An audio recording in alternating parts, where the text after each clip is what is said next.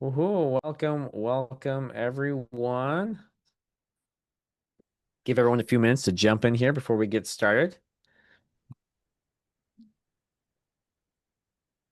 Okay, I can see the participant count slowly climbing up. That's great. Is. Oh, good to see. I see Angela and John have already posted into the chat. It's about to, we're going to see that growing pretty quickly, but excited to have you all here. Oh wow, Belgium. Belgium, oh, great. Okay, great. Excellent. Oh, I'm seeing South Africa. That's great. Someone asking about Scapple. Oh wow. Yes, Paul, you can still purchase Scapple. Just go to our website, literatureandlatte.com, and look for Scapple. You'll find it there. But yeah, all right, we're really excited to be here today, and we're excited to have Becky with us. She's got Hello. a great presentation for us. Welcome, Becky. Thank you. Yeah. Uh, Exciting. yeah. Forgive us. We both have a little bit of a scratchy throat today. She's got a Me cold and too. I've got allergies. So here we are. We still made it though.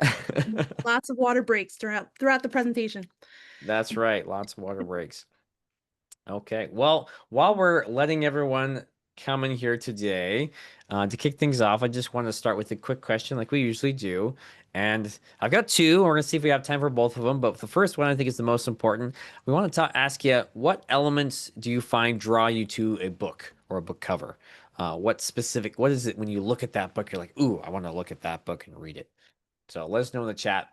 And Becky and I will look at that title. Okay, there's an evidence of humanity. Okay, Color. color and typography. Dragon. Okay, I like that. Clearly a fantasy lover. Oh, I can't even see it. So what do you see in there, Becky? Anything really I standing out see to you in those? fonts, clear message. That's good. Oh, they do come through fast. Handsome men. Okay. It's, I like it. We all have, our likes and dislikes. Yep, that's true. Yep, color, typography, All those are looking good. Oh, texture. That's a great one. X. Readable title, Mhm. simple complexity, and that's kind of an oxymoron. How do you have simple complexity? Title, harmony, tonality, visualization. I'm Yes. seeing a lot of design language words here. This is great. Epic art Yeah. style. Ooh, I like that. Not too cliched, so not something that you're seeing like all the time again and again and again and again. Yep. Visual appeal. Yeah. Ooh, minimalist. I'm a fan. Minimalist.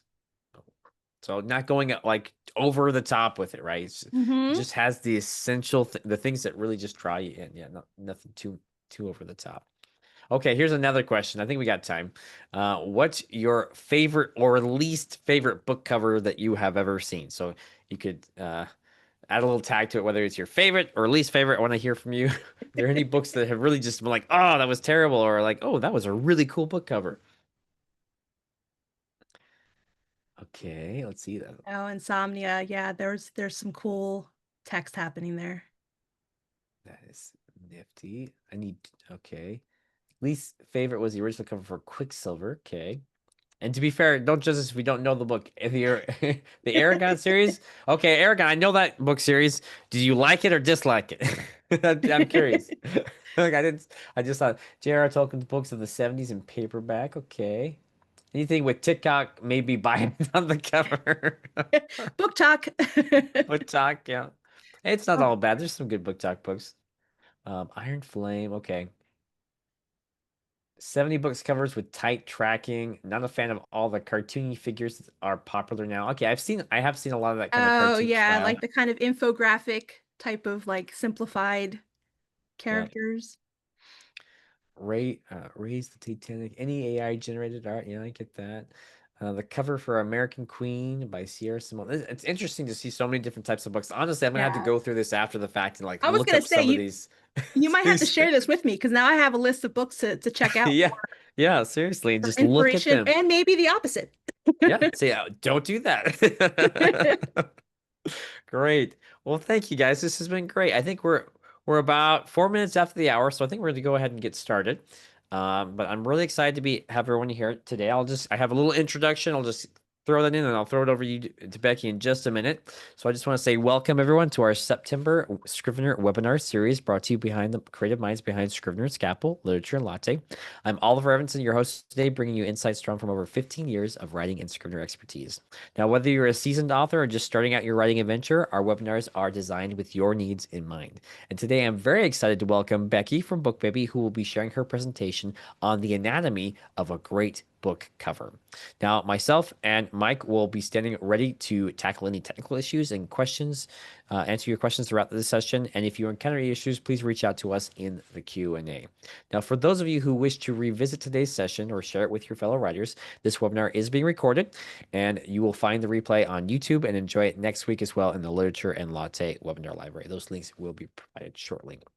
Now, without further ado, I am very excited to introduce our special guest speaker, Becky Rodriguez Smith. She is a veteran graphic designer with over 20 years of experience in the industry. And throughout her career, she has helped thousands of independent musicians and authors bring their creative visions to life. Now, as the director of design services at Bookbaby, she combines her passion for artistic problem solving with mentoring her team, nurturing their growth as skilled design professionals, and ensuring every project is transformed into a visually stunning, polished book. Becky, welcome. Turn the time over to Thank you. you. All right, let's get right into it. Let me share my screen, start my presentation, and move some fun windows around. We've got some stuff here in the way. Okay. And so move this. Okay, now we're ready. So today we're going to explore the anatomy of a great book cover, specifically how smart choices in typography, imagery, and genre awareness can help attract your target audience and set the tone for your reading experience. Now, you might notice that the way a professional book designer approaches a cover is quite different from how an author might. You, as authors, are deeply connected to the story and the characters you've created, rightfully so. But that connection can sometimes make it challenging to step back and avoid wanting to summarize your book on your cover.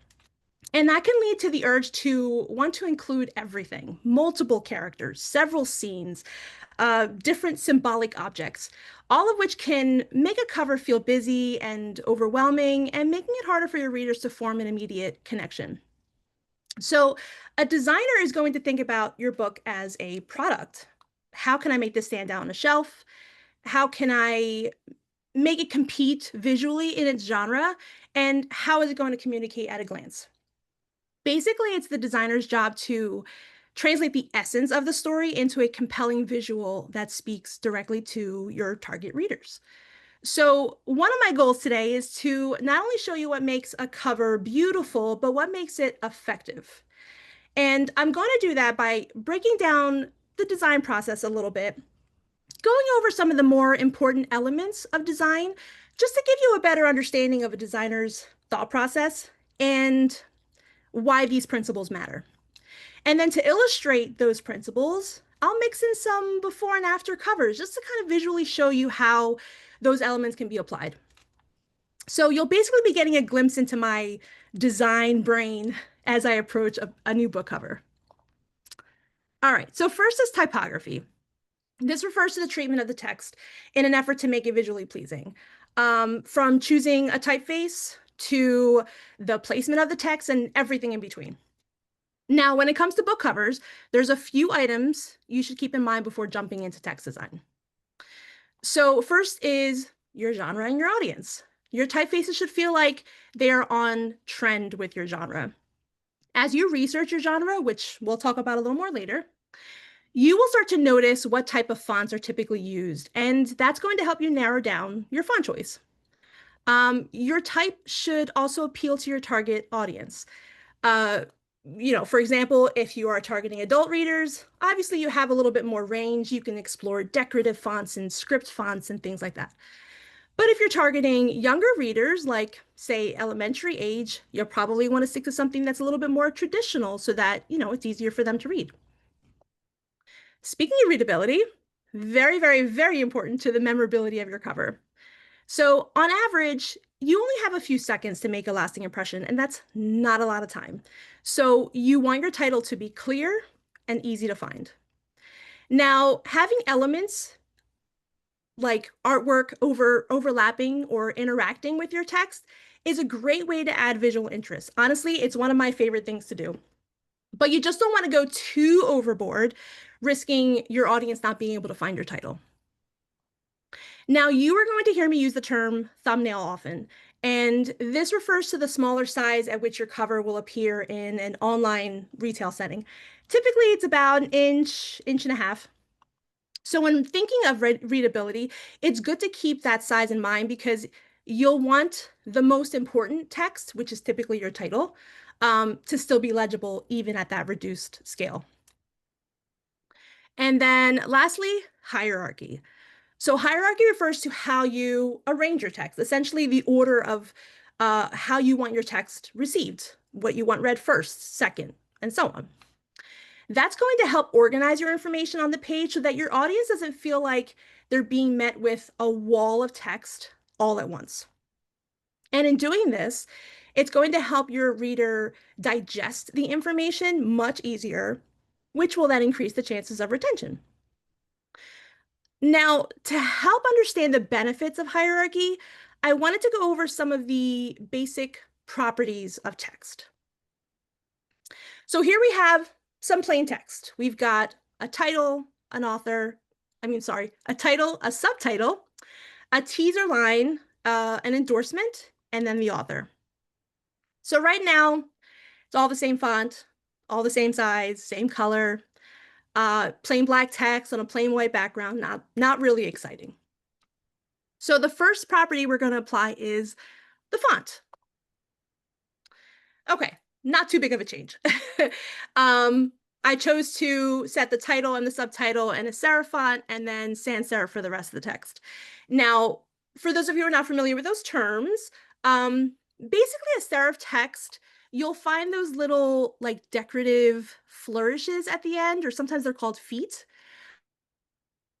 Um, and then sans serif is typically much more cleaner, much more modern, and doesn't contain those little decorative flourishes. There's plenty of other font categories, but those are usually the more common ones to hear. So next property is size. Okay, now we're getting somewhere. So by changing the size of the text, I'm instantly able to start establishing some hierarchy levels. All of a sudden, your eye is able to move through the text a little easier because you have some visual directives telling you what to read first and so on.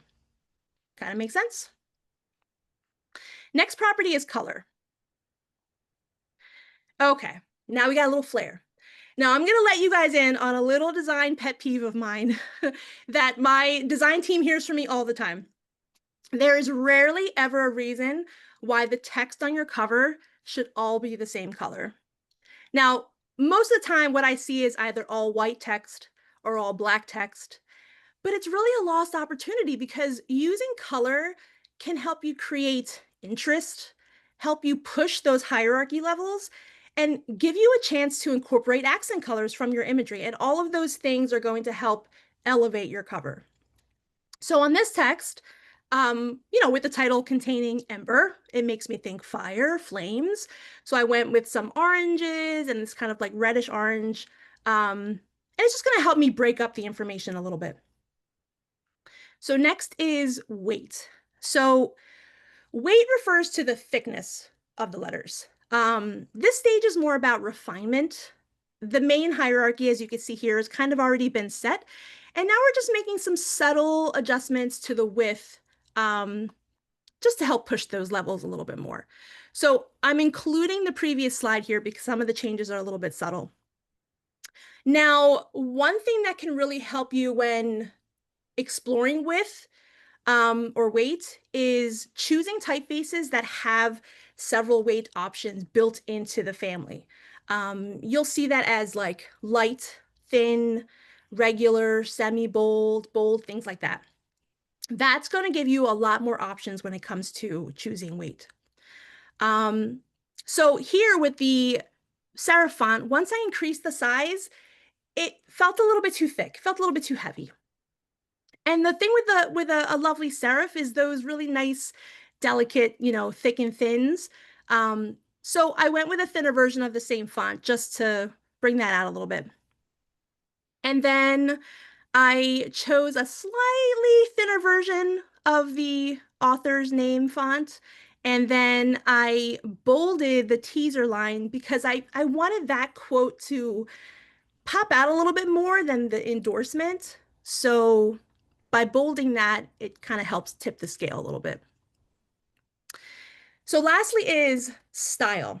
So style covers things like italics, all caps, underline. But I also like to use this stage to make final decisions on placement and alignment of the text, if it's left justified or if it's centered. So considering style, here's what I have. All of a sudden, it kind of starts to look like a cover, right? So I moved the endorsement line to the top. It's small sized. I'm not worried about it kind of competing with the title. The title's still going to stand out. I italicized the subtitle just to kind of visually differentiate it from the title, which was the same font.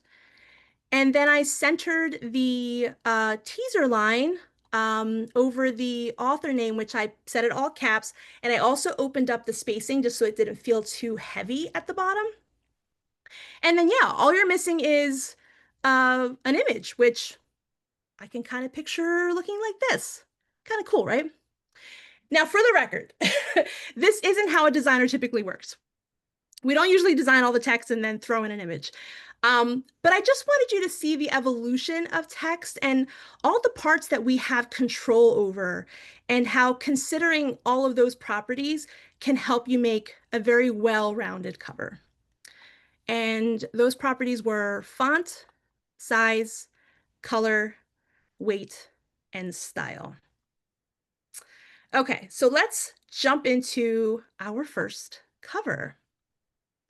Okay, so here we have a middle grade humorous fiction book about a middle schooler who helps save his classmates from their school principal who has suddenly become a zombie. All right, so it sounds like a funny adventure book for some elementary school, middle schoolers.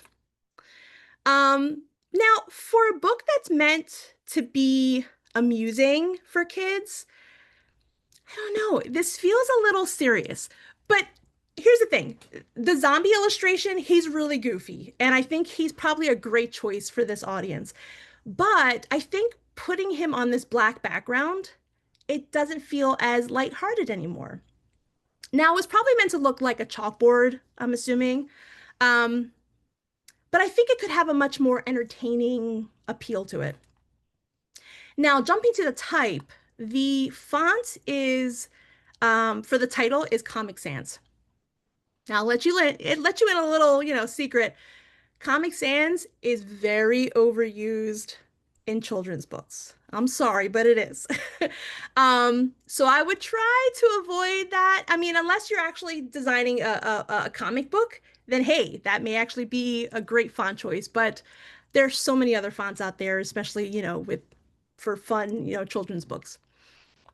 So also the title is on the longer side, which can sometimes be a little difficult to navigate. I think setting a long title, all the same size and all the same color, can sometimes decrease the chances of retention. Especially in this case, we're talking about middle school readers, and they may not be able to read all of that text in those, quick 2 to 3 seconds. So what I like to do in these cases is think about which words, which phrases do I want to pop off the cover? And in this case, I think principal zombie would be a great phrase for that younger age audience to really be attracted to. So I would reduce how to outrun and increase the emphasis on principal zombie in order to do that. And that's going to help, create some hierarchy levels as well. Now, fun fact, Did you know that a little genre research can go a long way? Checking out covers that exist in your genre can really help you make decisions about color palette, imagery, tone, typefaces. And this doesn't have to be anything fancy. This is like a simple Google search or search on Amazon or even walking around a bookstore.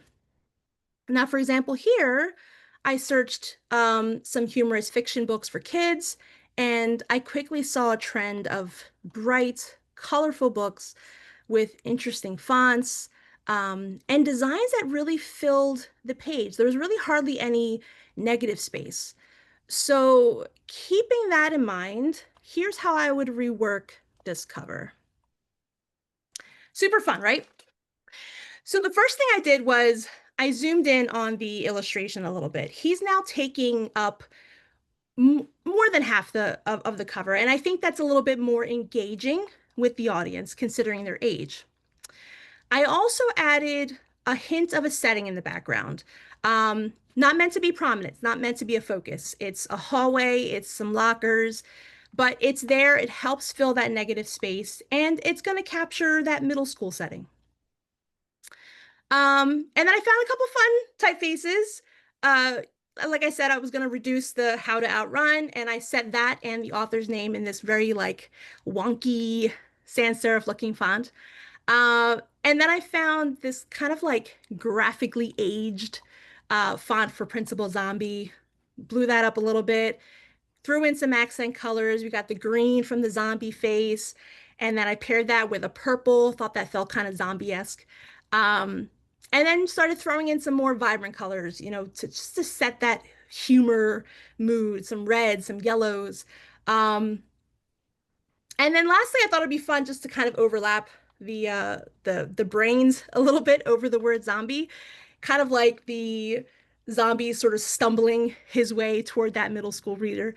It's just another playful element, which I think works well with this genre and with this age group.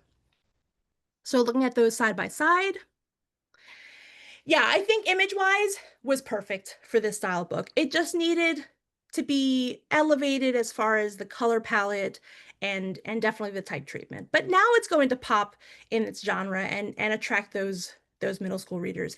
And you can see definitely in the thumbnail sizes that the new cover looks more childlike, looks more entertaining than the original one. All right, let's go right into another cover. Talk some more type. Okay, so here we have a romance novel targeted toward adult females in their 20s to 40s.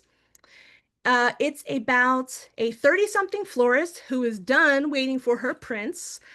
All she needs is a cup of tea and her flower shop, but her balance is interrupted by an unwelcomed and overconfident photographer. Okay, so much like the last cover, I think image-wise, I think it's a good choice. I mean, the book is about a florist. It's geared toward women.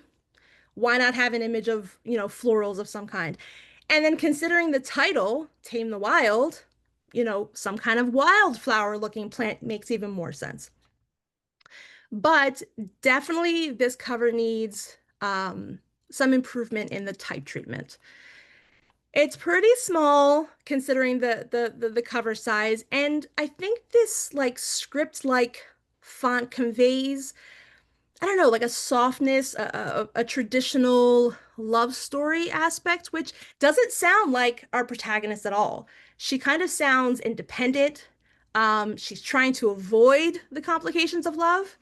Um, and I think with this being targeted toward women in their 20s and 40s, we could totally go trendier when it comes to the text. I've seen, bold, all caps, sans serif fonts are really trendy in the genre market. Um, and I think that type of treatment depicts a notion of confidence, which I think would be appropriate here. Now, the back cover could definitely use a boost in typography. Um, Artistically, it doesn't feel like there's a lot that really goes with the cover. We just have a flat background, and we kind of have a wall of text. Remember from our exercise, same font, same size, same color. It's not really exciting. So this can definitely use some implementations of hierarchy and carrying over some elements from the cover so that, the back cover feels just as interesting. Now, did you know a compelling tagline can create instant intrigue? You really should consider your back cover as an extension of your front cover. The idea is you lure them in with your cover and you make the sale with your back cover. So I think a clever hook is a great way to do that. Okay, so first we're going to look at the cover. So here is the before and here's the after. Gives off a different emotion, right? This new cover is quite strong, bold in comparison to the original cover, which kind of felt a little timid. And I think that's important to note because we're trying to represent this independent woman, and the front cover should make you feel that. So, biggest change was the text. I went with that all caps treatment that I mentioned. I also saturated the green hues of the image because I wanted to use this complementary magenta for the text, and giving it a green base really helped that pop. I also used a few, Photoshop masking techniques to make it appear like some of the plant life is crossing over the text. Like I said, it's one of my favorite things to do. It elevates the title. It gives it some interest, some flair, and most importantly, it creates some depth. Like it almost seems like you would really have to sort of brush, that plant life away to reach the title. And then finally, I increased the author's name, gave it a similar treatment. And yeah, overall, really not too many adjustments here, but big difference, especially with the first impression of the book. And the thumbnail, you can see how much more legible the text is at that smaller scale. Um, yeah, let's look at the back cover. So here's the before and here's the after. So after reading the back cover synopsis, there was a couple lines that caught my attention. She craves order, he thrives on chaos.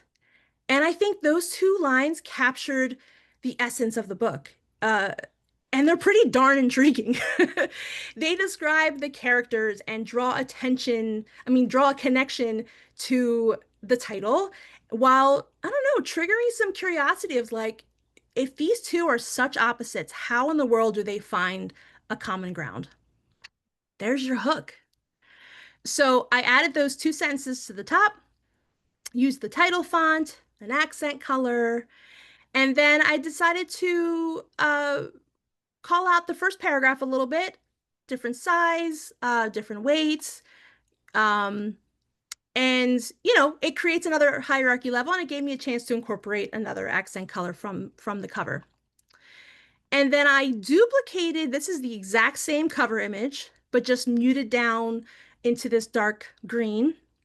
And it's not meant to be something that you can recognize. It's a little texture so that it doesn't feel like it's just a flat color. And then I finished it off with these little, swirls, vine-like, kind of looking like the vines that are on the cover. And yeah, I think now the cover feels like a cohesive package design that I think is sure to lure in those 20 to 40 female readers. Okay, that was a lot of typography talk. So next is image and genre. Now, I used to address these separately, but honestly, they really go hand in hand. The right image can do a lot for your book beyond making it look good, right? It's going to help communicate the content and the tone of your book, and picking genre-fitting images will help draw in your intended audience. Choosing an image that appeals to your reader's eyes. And that's also going to help create a lasting impression. It's also important to understand that when you're marketing a book toward a specific genre, and that audience, there's a good chance that that audience has already kind of made this like subconscious connection with certain types of imagery that they typically see in those books, or even type treatments that they typically see in those books. So the more you consider the genre, the higher the chances your audience will engage. Okay, let's jump right into the next cover. So here we have historical fiction for adults. The synopsis reads, during the Austrian reign of Empress Maria Theresa, a servant is a witness to the dark truths that threaten the throne. To protect her and the secrets she carries, she must decide where her loyalties truly lie, with the empress she serves or with her own freedom. Now, feel free to share in the chat what your first genre impression was when you saw this front cover, because mine, unfortunately, was not historical fiction novel. I think focusing on the outdoor monument of the Empress kind of gave me the impression maybe photo book, maybe a travel book. And I think the biggest miss is that it's lacking drama. Now, yes, there is a teaser line here that says behind every crown lies a servant who knows too much. Yes, that would probably clue in the reader that this is meant to be a novel, but that text is just way too small to bear all that weight of communicating the genre on its own. And speaking of text, did you notice all black text, all the same color? Boring, right? Could definitely use some accent colors. Okay, so I did some research. Here are some of the covers that I pulled from this genre. I see rich colors. I see hints of historical imagery, a character, a building, even some texture. Um, but yeah, I think the saturated tones give the covers that drama that I feel was definitely lacking in the original. Another bit of information that I stumbled upon while I was researching that according to some publishing data, historical fiction novels that are focused on royal families are dominated by women 35 and over. And that's interesting because it tells me I can explore color palettes and textures that may traditionally be considered feminine, but because I know it's going to appeal to its most popular audience, knowing that bit of information. So, with that research in mind, here's how I envision this cover. Okay, are we getting historical fiction now? I hope so. I was able to find some public domain imagery of the actual Empress Maria. And I thought it would be neat to focus on her and the textiles, like in the trimmings that would normally be found in royal garments and fabrics. My thinking is that these are the objects the servants would be handling when tending to the empress. And I figured that would be kind of like a subtle nod to the servant's perspective, as well as adding a little bit of a feminine touch to the cover. So I overlaid those images over these rich, emeralds and royal blues, very regal colors, and the saturated tones totally fit with the genre research that we found. And they just have this, it has this serious tone that I think, considering the servants' turmoil over the matters of the throne, definitely fit. And then I added the teaser line behind the Empress's back, which I thought was kind of clever because it's sort of like, the whispering, the secrets literally behind the Empress's back. So I thought that was a perfect spot for it. And then lastly, I went with a nice classic serif font. I gave it this faux gold embossed look, adds a little bit of opulence, reinforces the royalty themes of the book. And notice the is a little bit smaller. It's set at italic, not meant to be important. Hierarchy. And yeah, let's look at those side by side. Almost like night and day, right? Or day and night. I think seeing them side by side, another point I think is worth mentioning is that the monument is majestic, but it's being shown at a distance. And I think that hinders connecting emotionally with the intimacy of the servant's story. She's really close to the Empress and privy to her darkest truths, but torn if she should reveal them to the public. I think that's a core element to the story. And having a sort of, intimate, up close image of the Empress instead helps to reflect that closeness rather than, an image shown from a distance. Okay, let's look at another cover. So here we have young adult sci-fi romance. Story is about two characters from different families who end up stranded on a new planet. Sworn enemies from birth, the two are forced to team up to survive the strange world, but survival turns into something more. So this kind of sounds like a new age Romeo and Juliet in a way. Now, interesting fact about YA readers, those young adult readers, is that they are typically drawn to to covers featuring characters, featuring protagonists. Now, I do try to avoid character representations on my covers. I love the idea of the mystery. I like the idea of being able to invent this character in my mind. But there's always an exception to the rule. And if an audience is drawn to covers with characters, why not give them what they like to see if it's going to increase the chances of them wanting to buy your book? You really have to keep in mind that missing the genre on your book cover can lead to buyer confusion, bad reviews, and lost sales. And readers often buy based on instinct, visual instinct. And if your cover doesn't look like it belongs in the genre they're browsing, they may as well, walk right by it or scroll past it. For example, let's say you have a romance novel and that cover just looks more like a thriller novel. Your romance readers will likely not pick it up. And the thriller readers who were maybe drawn to it may end up feeling misled. And if a cover promises one experience, but then the story delivers another, your readers may feel tricked. And, they can end up leading to some poor reviews, which can linger, discourage new readers, and then lead to decreased sales. It's a domino effect you don't want to get stuck in.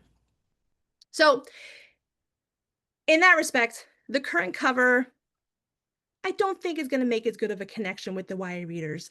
Um, I see, we have a starry sky, and that hints at the setting, but we're missing the romance. We're missing, I don't know, an adventure aspect to the cover. And, the fonts, they're okay, but I think something a little bit more relevant, something a little more futuristic, more sci-fi could work better. Okay, are we ready for the redesign? Huge difference, right? So now we have this strong representation of these main characters. They're like power couple. Now, you may be thinking, well, how does she know what these characters look like? And that is an excellent point. I'm glad you brought it up. So, descriptions would absolutely need to be supplied to your designer if you wanted to include characters on your cover. Um, and you want to get detailed, but there's definitely a line. So, yes, we want to know, is it male? Is it female? We want to know their skin tone, their hair color. If it's a child, is it an infant, a toddler, a middle schooler? Um, but you don't want to go as far as like giving me their height, their weight. Once I had somebody give me full measurements for every single character, and that was a little bit overboard.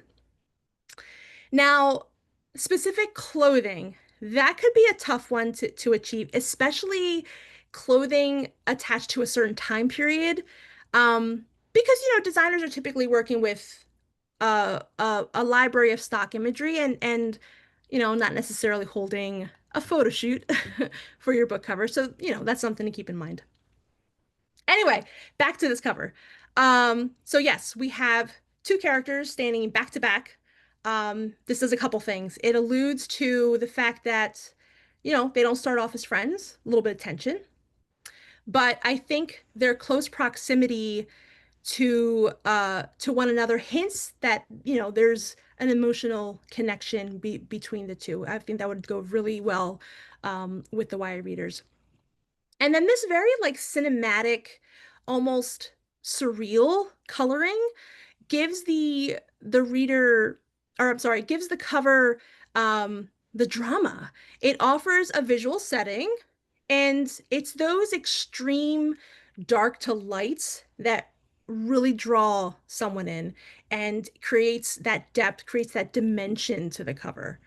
Um, and yeah, and speaking of depth, I added some, I chose this very like sci-fi kind of squared off typeface for the title.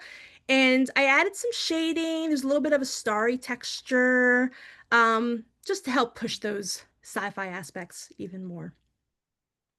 So then looking at these side by side, yeah, I think coloring, the character, the typeface feel very on brand with this genre, this sci-fi romance genre.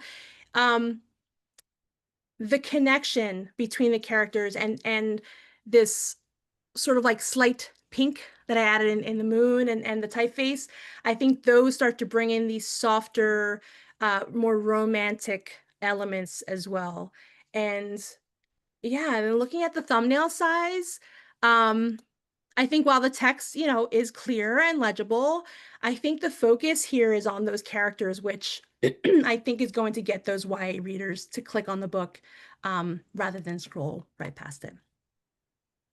All right, we're in the home stretch, guys. So I have one more cover to go over, but this is going to be a little bit different. So for the last cover, as you could see, I don't have a before. But this is actually good because this is probably going to be more like your experience when working with a professional designer. You may not have a finished book cover to present them, but just some information. So here's the type of information that I typically receive. A genre.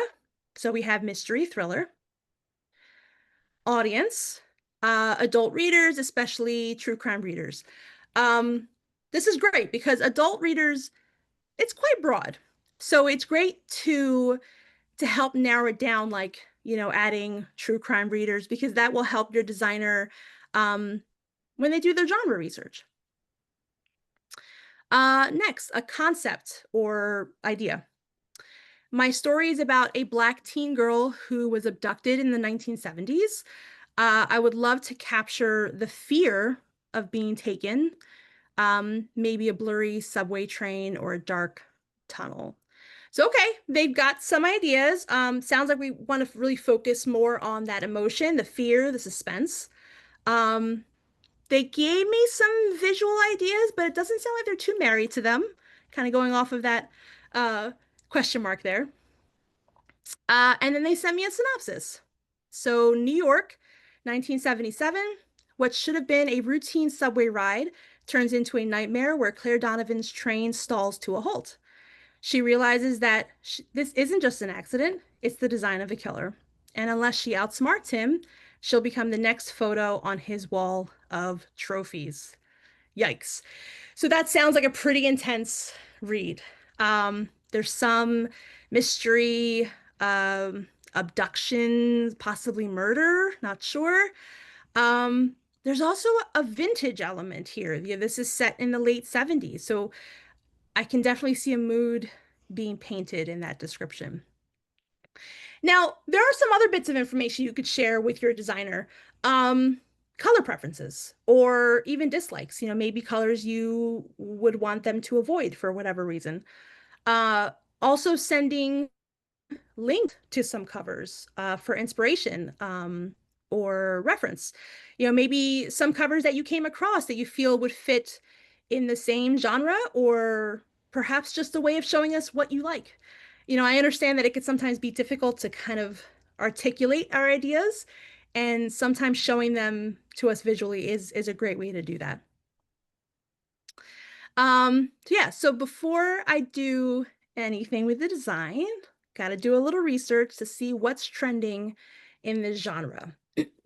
Okay, so I searched mystery, thriller, and also true crime because I have, multiple genre, multiple audiences that I'm trying to hit. And this is what I picked up on. I see very large type, typically taking probably 75% or more of the cover. I see references to settings. We have the trees, we've got water, we have a city, things like that. Um, I see experimentations with texture. We have, the parchment kind of style, but also, these overhead images of the city, even the clouds, the branches, all of that is kind of creating um, texture moments. I also see obscuring text with some elements that relate to the content. I see the broken glass as the O. We've got some petals covering some of the title. We've got the champagne glass that's obscuring some of the text. And yeah, overall, very tactile covers. And they kind of give off this intrigue, like why do these objects matter and why do they relate to their storylines? So, yeah, so using the information I got from the author and this research, here's what I came up with. So, I decided to use the killer's trophy photo wall that was mentioned in the synopsis as the main inspiration. And I did that using this Polaroid style frame. Now, color choices played a big part in this design. So I wanted to mention that, your color palette can have an effect on the mood, um, how well your book communicates to your readers, to the genre, and it can help trigger an emotional response, which is really what I wanted to do with this cover. I think the slightly faded yellows and the sepia tones immediately start giving you 1970s, right? It sets the time period before you've even read the synopsis. Now, I kept the overall palette quite muted, and gritty, which I think also captures that mood that the author wanted to portray, the fear, the suspense, and and then kind of darkening the edges, these corners.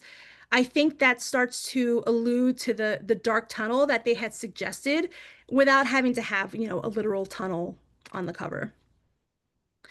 Now, there's this kind of pop of yellow from the character's jacket that I think against this like hazy, almost dreamlike background really draws your eye to her, singling her out, making her feel exposed and a little vulnerable, right? Her back is to us. She's unaware of who's watching her. And I think that fits perfectly with the idea of fear and like the sense of being hunted. It's pretty wild how much you can communicate through color choices. So then I went ahead and I did include an image of a train, a blurred train. I think that helps to give us the setting. And I think it adds just enough motion to remind us that this isn't meant to be a calm scene. There's an urgency to it. The quickness of the train passing by makes us feel like something's about to happen. And it's not good. Um, as for the text, much like the other covers that we saw, I went with a large text treatment. Um, but I carried over the texture and I even added this very slight blur to it. It's really subtle, but I think that like subtle missing clarity helps to kind of communicate this like uneasy notion, like it's so close to being clear, but just off. Much like the scene, it just looks like a girl waiting for the bus or waiting for the train, but something feels off. So then, I place the character partially over some of the text. I think this also hints at this idea of like, again, her being singled out amongst the crowd, um, with the text kind of symbolizing the crowd. And then lastly, the author name in this handwritten marker on the Polaroid. I think that might have been my favorite part. Hear me out. So the texture of the book make it feel worn, like this story has actually been around since the 70s. And it kind of makes that danger element feel real. But then having this photo signed, I think drives that home. It's like, is that the handwriting of the abductor? Did he take that photo and then sign it? Did he pin it on his wall? Did this girl survive? Did she become another one of his trophies? It's all about doing whatever you can to create an experience, and that intrigue begins on the cover. So going back to the group of covers that I had gathered this time, including the one I created, yeah, I think it fits in nicely. I think it jumps out a little because of the color palette, but that's a good thing. I think it has this like documentary feel that I think would really appeal to those true crime readers as well as the mystery thriller readers. All right. So before we jump into Q&A, I wanted to end with this. A book cover isn't just a book cover. It's a marketing tool. Surprise. Uh, it's the very first connection with your audience before they've read a single word. And I think by applying the principles that we covered, thoughtful typography, intentional imagery, genre-focused design, you're not just making something that's attractive, you are creating a product that grabs attention, resonates with the right readers, and, helps to drive sales. Now, I know a lot of this can feel a little overwhelming, especially if you don't have a design background. But that's exactly why professionals like us exist. The key takeaway here is that the cover design is more than just a title on a picture. You can see just with that last cover alone, it blends psychology, marketing, storytelling. And while the designer is going to help bring, their creative expertise, you are bringing the vision. The author is bringing the story.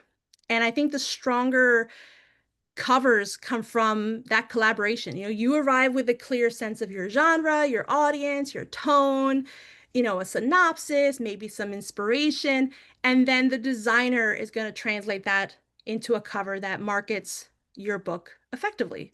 So I think when you choose to invest in that partnership, you're not just getting a polished design, you're giving your book its best shot at success. That's all I got, folks.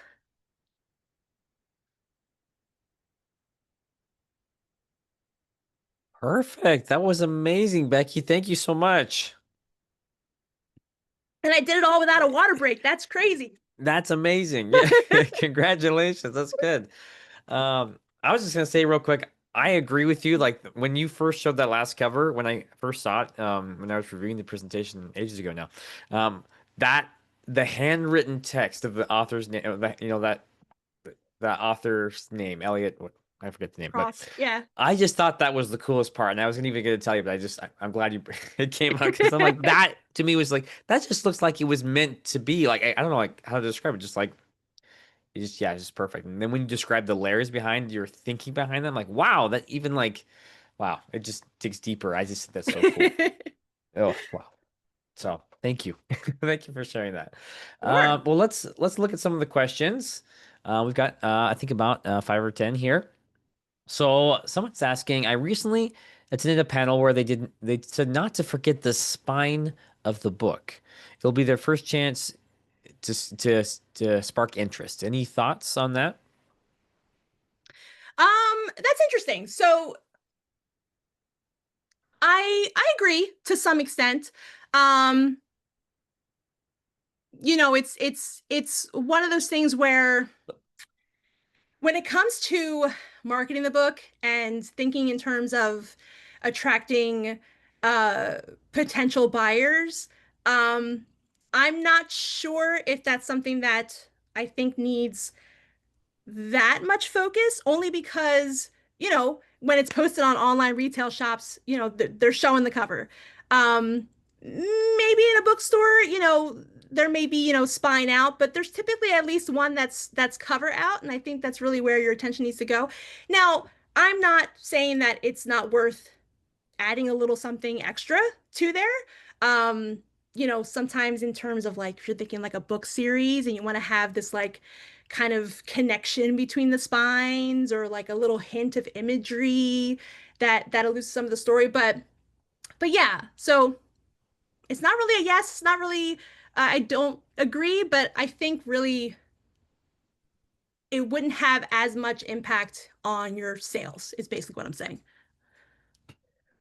No, I agree with you there too. I mean, I'm trying to remember the last time I was actually in a bookstore to buy a book, which is really sad to say. I wish I was going to the bookstore. We do have like a Books a Million in town here, and I think I've gone in there a total of like 5 times in the 5 years I've lived here, which is really sad because I love books. But truthfully, when I'm buying a book, it's typically either in its digital form or audiobook, or if I'm buying the physical book, I'm buying it online. And it just comes to my door, and so I'm usually seeing that cover. Now that's just me. I know there's some people who definitely go to the store and they love that experience, and I hope that'll be me again someday. But yeah, it's true. I think that's the cover is really the most important. Okay. Anthony's asking, should the colors be various shades within the same core color or contrasting? I think it depends on the mood you're trying to capture. Um, certain color combinations. There is a whole psychology behind color. We could probably do a whole hour on just color alone. And there's certain colors that are going to evoke tension. There's certain colors that are going to evoke inspirational feel. So I think it really depends on that emotion that you're going for. I mean, I think either could work. If we're talking about how well your type is going to pop off the page, obviously I would say yes, you do want some contrast there. Um, but I don't think there's really a rule as far as, how you choose your color palette. It's really a matter of that emotion you're trying to portray. Perfect. Okay, so I have Bonnie asking, so which comes first, the image or the text? I'm thinking like chicken and the egg kind of Yeah. situation here. Which came first? I think a true designer is probably thinking about both at the same time.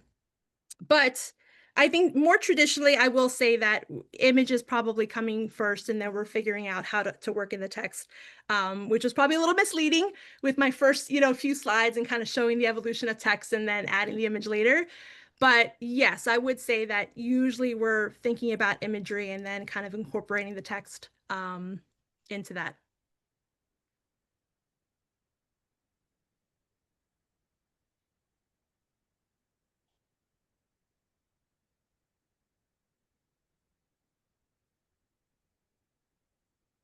Oop, I can't hear Can you you. hear me now? Can you Yes. hear me now? Sorry, I forgot to unmute. So, is there any relationship between the fonts used on the cover and the fonts used for chapter titles in the body of the book? Does it need to be consistent? Does it matter? That's the question. I think if you are working on both, I think it does matter a little bit. I think it's nice to have that carry over into the formatting. Again, it's like we're talking about package design, and it sort of helps to remind you, of that cover as you're reading. And yeah, I would definitely um consider incorporating some of those title fonts and the chapter fonts. And yeah. Excellent. Okay, Steven's asking, what are your views on how much the back page blurb reveals about the book and the value from that? He says he often finds books which to me remove the mystery by revealing too many plot points. So I guess he's asking, should it be short? Should it be long? From a design perspective, what do you think? Um, yeah, the shorter the better. Um, I too often do I see so much text on the back cover. And I mean, I think it depends on the style of book. Maybe a nonfiction book would just typically have a little bit more information. But I think in terms of fiction, yeah, you shoot for intrigue, shoot for just enough to get your reader wanting more. But yeah, you should never reveal, don't give away, what's the phrase, don't give away the cow, the milk. uh, I can't think of it either, but I know what you're trying to Paraphrase it. say. Yeah. Well, I think some of those books they had very short little short statements on there that just hooked you in, and drew in it, usually on the front, right? But that's what I think is like you really need to keep it as short as possible. That it's almost they're all just hooks, right? There's a Yeah. smaller hook and a slightly larger hook on the back, and then sometimes they have it on the jacket cover too. And Mhm. it's all just to get you what? To get in to actually read the book. So yeah, just I agree with you. Just keep it short and just do anything that'll get them interested, but without giving away the core Yes. Short secret, and sweet. right? Yeah, short Less and is sweet. more. Less is more. Okay, let's see here. Okay, so do you ever use a subtitle to tell readers up front the genre? Like, for example, in The Tame of the Wild, you could have added like a novel or a romance, uh, something like that. Um, Well, me as the designer, I would never choose to do that, especially without, the author's consent. I feel like that's just kind of personal preference, if that's something that you want to add to your cover. Um, but yeah, as the designer, I wouldn't go ahead and add something like that um, to to the cover unless it was I was prompted to do so. Gotcha. So basically, you're leaving it up to the author to decide that that element, right? Yeah. I guess that's another question I'm going to ask myself. Like in terms of creative control, because you talk about like self-publishing. When you're self-publishing a book, you do have a lot more creative control. But by Yes. outsourcing to an illustrator or someone like BookBaby, you're surrendering a little bit of that, right? Which I think is good to some degree because you guys are the experts, right? So Mhm. how much creative control does the author really have? Well, so with us, yes, you are giving us, I mean, the amount of information that I showed in that last sample is really the amount of information that we ask from our authors. And that information is going directly to the design team and the designer who gets assigned to that book. Um, Once they send out a proof, there is absolutely an opportunity for the author to give their feedback. Art in general is very subjective. And while, I went through this presentation and I talk about all the important things that you want to keep in mind, and the designer is going to be thinking about that. Um, this is your book. You should be able to stand 100% behind your book. And if there's something you're not feeling, if there's something you're not liking, we absolutely want you to tell us, you know what, I'm not feeling that font. I'm not feeling those colors. Can you try this? Can you try that? And, we will go back and forth until you are absolutely 100% happy with it. Perfect. Oh, I love to hear that. That's great. Yeah.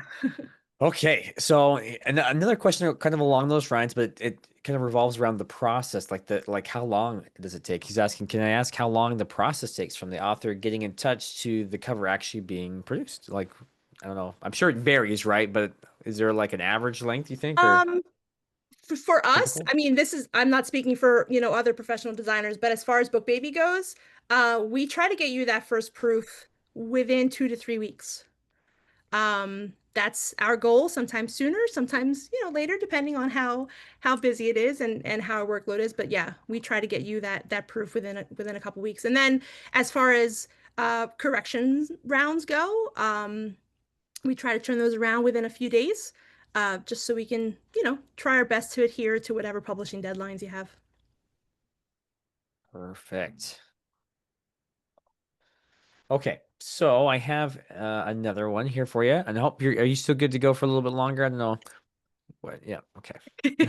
Let's do it. Let's see. So if your book has won awards, maybe like a pre-publication, where to highlight this? Front cover, back cover, both?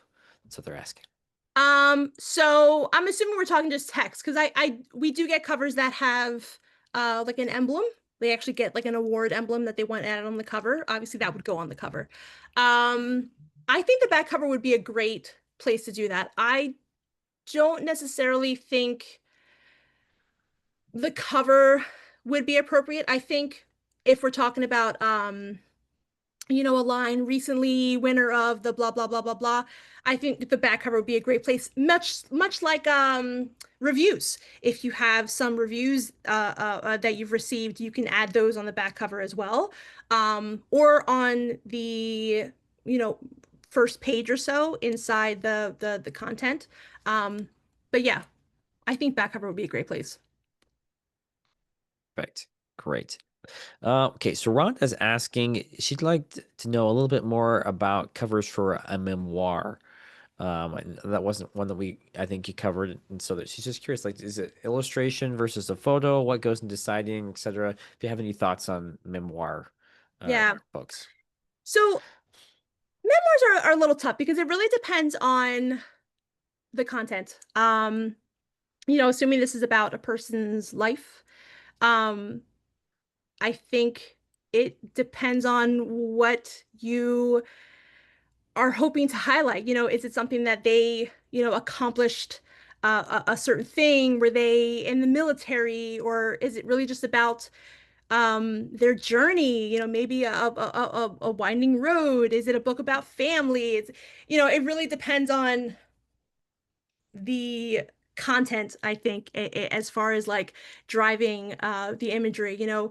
If it's also audience. I mean, if we're talking about a memoir that's meant for your family, you could probably go a little bit more personal, something that they would identify with. Is it about grandma? Did grandma wear this like special brooch? And you can put the brooch on the cover and it's like instantly, oh my gosh, the family all knows who this book is about. So I think like highlighting, depending on what the content is really about. Memoirs are there's no real, absolute rule to follow. It's really just about the content. Gotcha. Lots of angles you could take. Yeah. Well, that's good, right? It's good to have options, right? So, but no clear cut, like, this is the right way to do it. I think that's Yeah, how life is yeah. sometimes. You It's very can, similar to poetry in that sense. yeah, Poetry is also kind of similar in that it really depends on the content. yeah. I think someone even asked about that, like, what about poetry in it? So that's good to know we're kind Yeah, of in this yeah. Or even similar domain abstract there. designs could be appropriate if. But anyway, let's move on. No, yep, yep, no, you're good. So I have David Rosen here he's asking specifically about books like that focus on photography or art enthusiasts and that kind of area. What kind of fonts or colors might you consider for something like that? Is that something you have any idea on? Not offhand. That's something that I would have to, do a little research on myself to kind of familiarize myself with that specific, genre. Genre? Yeah. Well, that's one thing I really admired about, this presentation when you were going through. You were very quick to say, "Hey, I'm not like I don't know everything. I've done my research. I'm seeing what's performing well in the market right now." And I think that's really important. Sometimes we kind of just expect, "Oh, you're the expert. You should know everything, right?" Well, we don't know Yeah. everything, But you know? I don't have a manual Yeah. under my desk. So this is how to create the perfect book cover. I guess if you did, Yeah. you'd be handing it out to Right. And everyone. listen, trends are always changing. They're Yep, forever yep. changing. Color palettes are forever changing. I mean, it all depends on what's out there. I mean, I think gosh, I even think, even with the movie Wicked, and all of a sudden you started seeing all these pink and green Oh yeah. combinations happening. So yeah, there's a lot of influences, so it's always changing. So it's always worth looking because what I Yep. thought may have been the go-to may not be anymore. Perfect. Perfect. Now, I know there were a couple people who were interested in learning like how to design covers themselves. And so I have someone asking like how did you get into designing covers? Like so what was your journey, I guess, so they can kind of get an idea of that, what that Um, might look like. well, it started with school, obviously. um, Training to be a graphic designer. Uh, Yep. but my journey started with, as you mentioned in my bio, that I started with independent musicians. I started designing CD covers and DVD covers, uh, VHSs and cassettes. Aged me a little bit. Good. That's great. Yeah. And yeah, I mean it's different but similar. It's I'm working with different types of imagery. Typically um in that category, I'm usually working with, images of bands and singers and things like that. Not really able to kind of create something on my own, but it's still for the independent musician, and kind of taking those kind of core values of trying my best to make them look their best, and that kind of morphed into book covers and things like that. So not like, a crazy journey necessarily, but just sort of starting with that foundation of how to make independent musicians look awesome, and was kind of like, all right, I could do the same thing for authors. Let's give it a Mhm. shot. And yeah. It seems like it's kind of a blend of like marketing, like understanding what works for the market, and then like the knowing how to design something, like knowing good solid design principles, and of course being able to, Yes. like you said, research existing what's working net right now because it does change. It's not a one size fit all, always going to be the same. You really do have to keep learning and growing, and I would assume practice, right? Just practicing a lot, right? Absolutely, absolutely. And yeah, you bring up a good point. It definitely starts with a good foundation in the design principles. And let me tell you, you will never look at text the same after you have to draw it by hand. Oh, Um, yeah, which I were believe it. one of the fun tasks we had to do in school in typography, to really appreciate the subtle intricacies of fonts and what makes them different and how to differentiate, five different serif fonts from each other. Hmm. So yes, a good foundation in design is absolutely necessary. Perfect. Great. Okay, so we have, I feel like the list keeps growing, but I maybe we'll know. we'll go for like you're good for 5 more minutes, and so we'll just Yes. go from there. So maybe like two or three Yeah. more questions. Okay, let me see if I can find some good ones. So Angela's asking here, do you have in-house artists to create kind of like one of the kind covers, or do you default to just using public domain imagery? No. So yes and no. Yes, we have in-house designers. We have a team of, yes, very talented designers who are all making custom covers. As far as the imagery goes, we do have a library of stock imagery that we use. So it's not necessarily public domain imagery, but it is stock imagery that we've secured, the proper licensing to be able to use it for commercial use and distribution and things like that, which is something to take note of because not all images out there that are necessarily free are okayed to use for distribution. There's some extended licensing that's required. So if you do plan to kind of, give it a shot and create your own cover, when downloading imagery, make sure you read the fine print. I mean, yeah, I agree. I agree with that 100%. And so I know Jennifer is kind of building on this a little bit. She says, when does it make sense to get some original artwork done?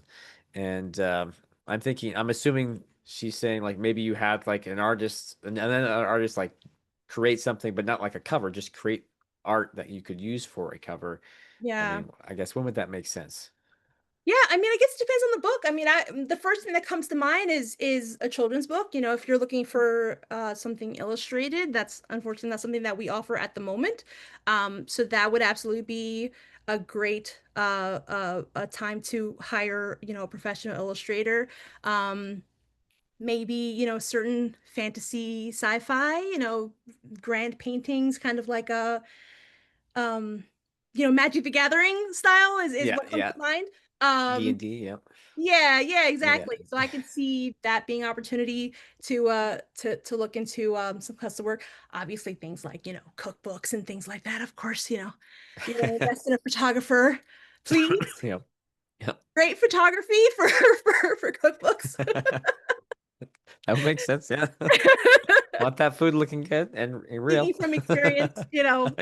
that is, oh goodness, that's a great investment to make if you are looking Yeah. into a cookbook. Great. Okay, let's see here. Let's see if we can find it. Okay, so let's see. Sarah's asking, there's a trend for romance books to have like a cartoons type or style I covers. know exactly what she means. It reduces the wonderful array of romance books to a single type. What are your thoughts on that trend? You know, I don't mind it. But I think to what she's saying, I think there is a certain time for it. I have a feeling that would attract a younger, probably leaning toward like YA audience. I think if you are marketing a little bit beyond that, um, I agree. It's not always appropriate. I think it's very trendy, it's very contemporary, it's very minimalist. But if you wanted to go something more traditional, I think it would be absolutely appropriate. But um, but yeah, I know exactly. I can picture all the books in my head that I've seen like covers like that. Yeah, I think it's just one of those trends that people fall into, but I think it's definitely a YA thing that I've seen. That genre tips kind Mhm. of tends to like that kind of style. Yeah. Uh, yeah, I've noticed that as well. Okay, well, I think we're 15 minutes after the hour. I think we'll go ahead and call it. But thank you so much for coming back. We loved having you on. This was amazing. We had so many great questions and such great answers. Thank you so much for teaching us the ways You're of the graphic very designer. welcome. It was fun. Yeah, I agree. It was so much fun. Okay, well, everyone, those codes, if you want to quickly just flash up that Q&A screen for them real quick so they can see. We are doing a discount on both Scrivener and BookBaby services, so you can get those right there.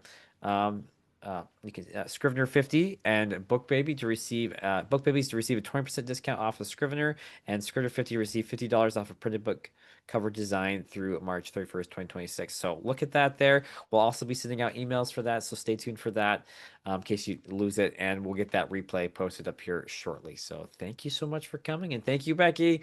We will Thank see you you. all next time. See you, everyone.